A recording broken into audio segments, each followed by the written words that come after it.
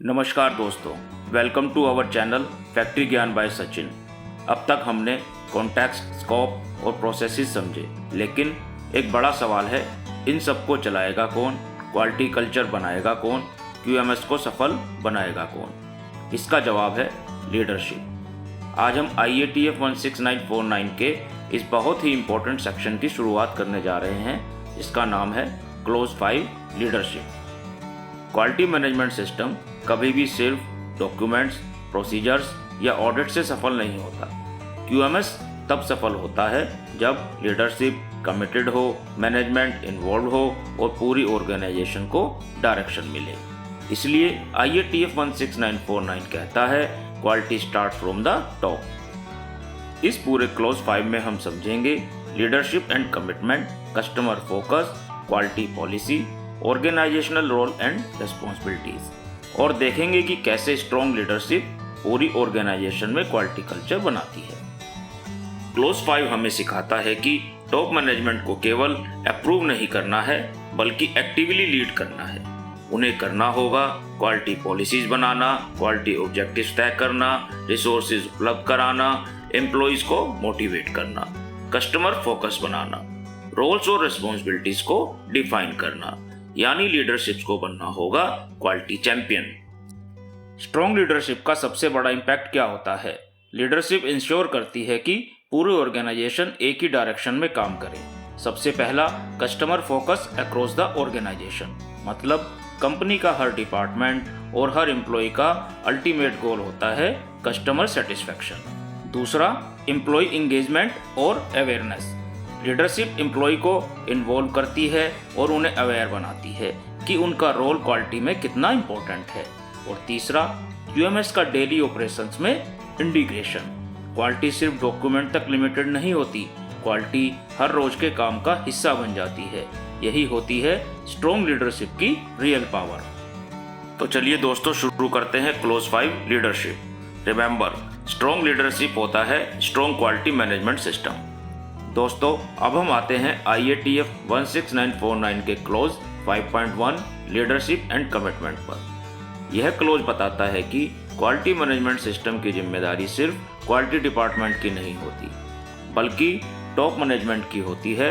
अगर आसान भाषा में कहें, quality start from the top. IATF कहता है कि QMS तभी सफल होगा जब टॉप मैनेजमेंट एक्टिवली इन्वॉल्व होगा। मतलब क्वालिटी केवल बोलने की चीज नहीं है, क्वालिटी को लीडरशिप द्वारा लीड करना पड़ता है। IATF कहता है कि टॉप मैनेजमेंट को QMS की इफेक्टिवनेस की पूरी जिम्मेदारी लेनी होगी। अगर सिस्टम फेल होता है तो जिम्मेदारी क्वालिटी इंजीनियर की नहीं, टॉप मैनेजमेंट की मानी जाएगी।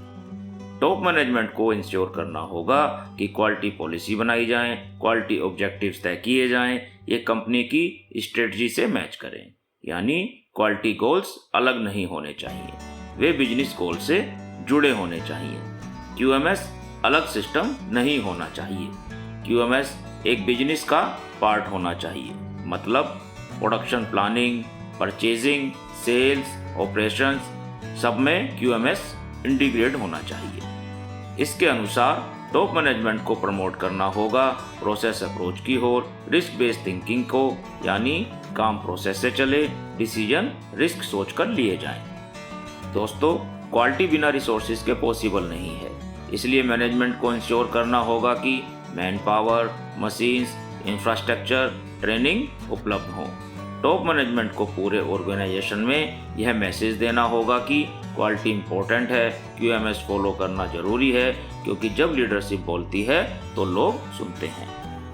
टॉप मैनेजमेंट को एम्प्लॉइज को गाइड करना होगा, सपोर्ट करना होगा, मोटिवेट करना होगा, ताकि वे QMS की सक्सेस में कंट्रीब्यूट करें। मैनेजमेंट को इंश्योर करना होगा कि QMS अपने इंटेंडेड रिजल्ट को अचीव करे और कस्टमर रिक्वायरमेंट्स मीट हों। ये क्लोज कहता है कि लीडरशिप को हमेशा कहना चाहिए, हम और बेहतर कैसे बन सकते हैं, यानी कंटिन्यूअस इम्प्रूवमेंट को प्रमोट करना चाहिए, क्योंकि कंटिन्यूअस इम्प्रूवमेंट लीडरशिप से शुरू होता है। टॉप मैनेजमेंट को बाकी मैनेजर्स को भी इनकरेज करना होगा कि वे अपने डिपार्टमेंट में लीडरशिप दिखाएं और क्वालिटी को प्रमोट करें।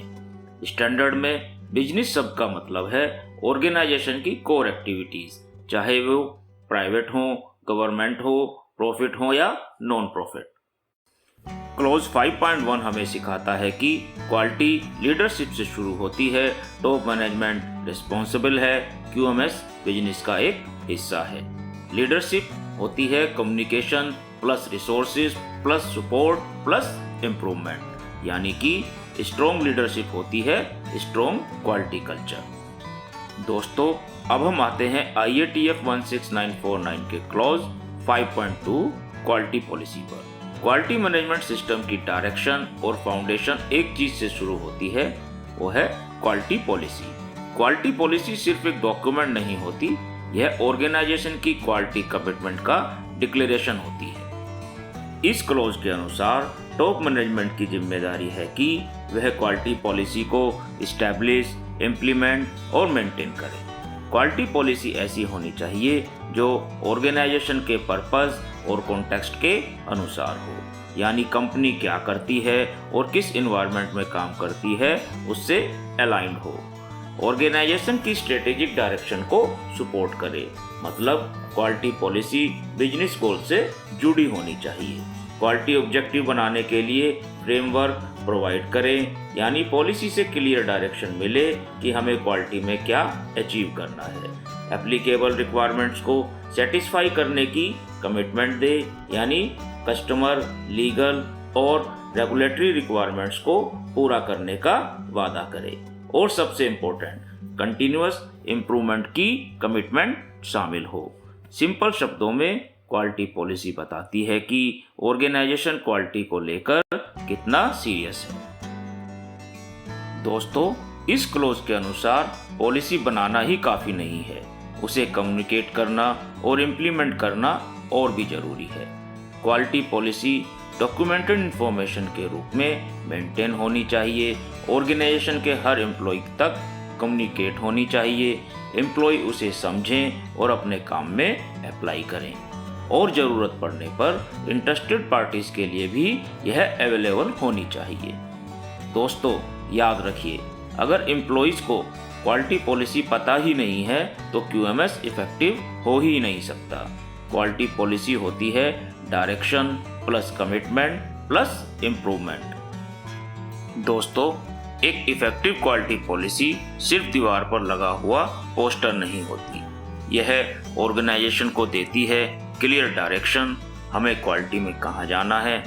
एम्प्लॉय अवेयरनेस, मतलब हर एम्प्लॉय को अपना रोल समझ आना चाहिए। कस्टमर कमिटमेंट, यानी कस्टमर सेटिस्फैक्शन हमारी प्रायोरिटी है। कंटिन्यूअस इम्प्रूवमेंट, यानी हर दिन बेहतर बनाने की सोच। दोस्तों, याद रखिए, स्ट्रॉन्ग क्वालिटी पॉलिसी होती है स्ट्रॉन्ग क्वालिटी कल्चर। दोस्तों, अब हम आते हैं clause 5.3 organizational role, responsibilities and authorities पर।